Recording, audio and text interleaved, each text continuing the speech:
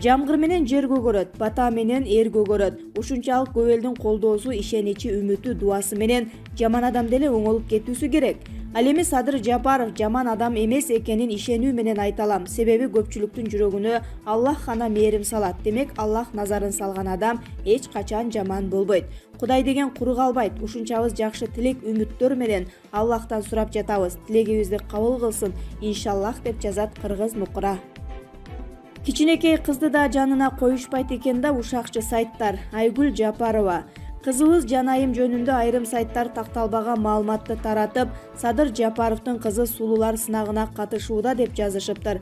Жок, бул маалымат жалган. Биздин кыз 15 гана жашта. Ал андай ызы-чууну жактырбайт. Атасы да ага уруксат бербейт. Сүрөт тартууга кызыгат. Мүмкүн болсо наристе кызды андай жаман нерселерден алыс кылсаңыздар, деди ал. Бактыгүл Иманбек кызы: элди алдап, ПМ шайлап, анан эл кеткен соң легитимсиз деп көкүрөккө түртүп койгон эле го башта. Билесиңерби, Аида Касымалиева айрыкча тойтоңдоп, тетири сүйлөп, эртеси элеттерден эл жабылып келгенде мен да кыпчылып митингге бардым. Же бирөөнү таанысам экен, турам четте аңкайып, эл кыйкырса кыйкырып коем, кол чапса кол чаап коем. Ошондогу чаткалдан келген бир апанын сөзү азыркыга чейин кулагыма жаңыра берет. Катуу айтты эле: айланайын шаардык бир туугандар, алдын ала кечирим сурайм, тынчыңарды алганыбыз үчүн. Билип турам, бизди азыр жактырбай жатасыңар, чүйрөйөп, бирок бир нерсени билип койгула.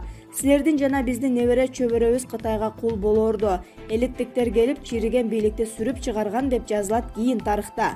Садырга бийликти алып берип, тетири көчтүн башын оңго бурган, түбөлүк кулчулуктан куткарган мага окшогон элеттиктер тарыхта калабыз. Айтпады дебегиле. Келечек муун шиштака кийген силерге эмес, ушу көлөч кийген мага рахматын айтат, карап тургула. Тарыхтын бул бурулушунда силердин шиштакаңардын эмес, мынабу менин көлөчүмдүн изи калат. Жактырбасаңар жактырбагыла, чүйрүйбөй 1-2 күн чыдап койгула. Өзүңөрдүн эле, небере чөбөрөңөрдүн келечеги үчүн, деди эле ошол апа.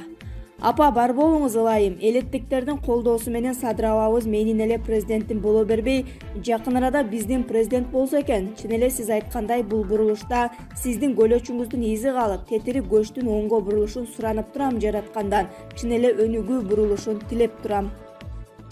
Кыргыз аргумент: өзгөрүү баарына керек экенин эми түшүнүп жатышат.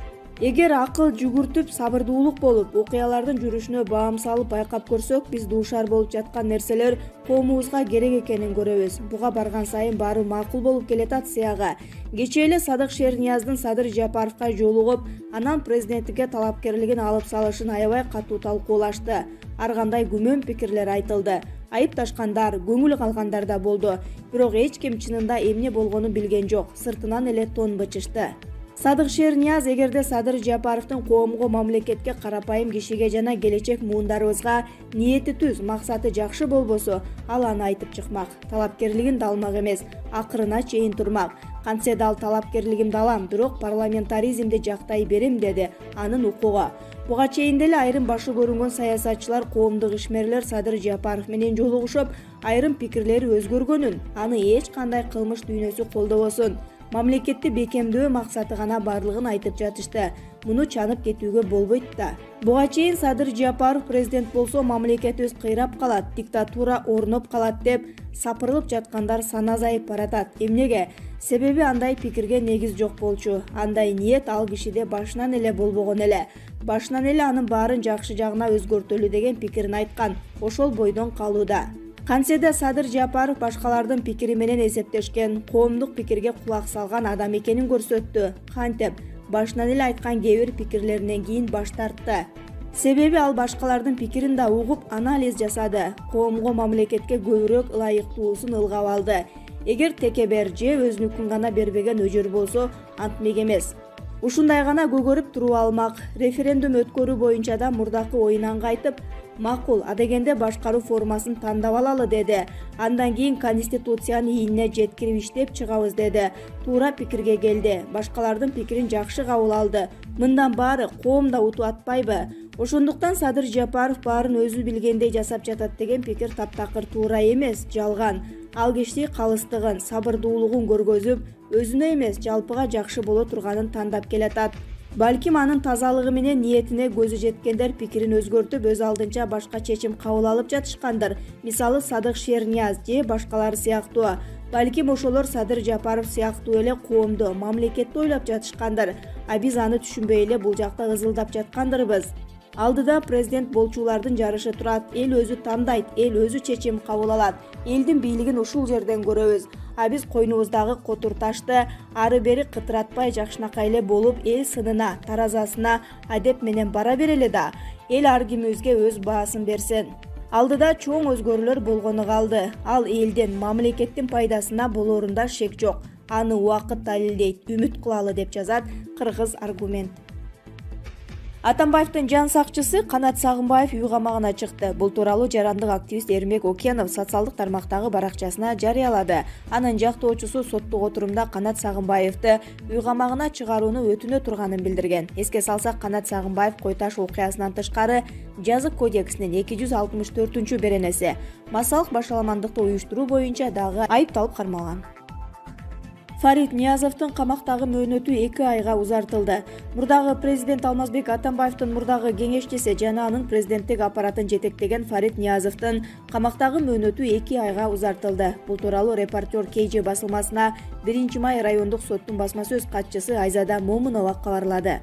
Момунованын маалыматына караганда, судья чыгарган чечимге ылайык Ниязов 2021-жылдын 10-февралына чейин камакта болот. Мурдараак райондук сот Алмазбек Атамбаевдин жан сакчысы Канат Сагынбаевди үй камагына чыгаруу боюнча чечим чыгарды. Фарид Ниязов 2019-жылдын август айындагы Кой Таш окуясы боюнча айыпталып номер 1-тергөө абагында кармалып турган. 2020-жылдын 6-октябрындагы башаламандык учурунда камактагы саясатчылар менен бирге абактан чыгып, 11-октябрда кайра кармалган. Тилек Токтогазиев: министр болуу күндүр-түндүр иштеп, колуңдагы 6 миллион адамдын тагдырын ойлонуу экен. Убагында Садыр Жапаров бийликке келип, президенттин милдетин аткаруучу болгондо көп нерсеге жетишүү зарыл. 6 миллион адамдын тагдыры жалгыз менин колумда. Бир аз убакыт бергиле дегендей эле Тилек Токтогазиев да биринчи жолу мындай бийик кызматка келүү абдан түйшүктүү экенин айтты. Министр болуу абдан түйшүктүү экен. Ар бир мүнөтүңө кылдат мамиле кылып иштөө зарыл. Анткени Кыргызстан калкынын жашоосун 1 мүнөттө чечип коет. Ооруп атам деп жатып да кала албайт экенсиң. Күндүр-түндүр иштеп, 6 миллион адамдын тагдырын чечүү, аларды тынч жашоо менен камсыз кылуу керек. Анан ошол элдин жакшылыгын каалап өткөндөгүдөй тыюу салсам жаман көрүп, ниетимди түшүнүшпөйт, деди Айыл чарба министри Тилек Токтогазиев. Баткен областындагы Муңайзат Тажикстан менен Өзбекстанга жашыруун түтүктөр менен кетип жатат. Баткен областындагы Муңайзат жана газ кенинде казылып алган продукту коңшу Тажикстан менен Өзбекстанга жашыруун түтүктөр менен кетип жатат деген маалыматтар чыкты. Жаратылыш байлыгынын кени Баткен жана Катамжай районунун чектеш аймагындагы Ак Турпак айыл өкмөтүндө жайгашкан. Ал жерде күнүнө 1000 тоннага жакын чийки зат казылып алынып, жер алды аркылуу коңшу өлкөлөргө түтүк аркылуу ташылат дешет жергиликтүү тургундар. Эң кызыгы, бул схема көп жылдан бери стабилдүү иштейт жана аны убагында Жеңиш Разаков жана Акрам Мадумаровдор калкалап турган дейт ак турпактыктар.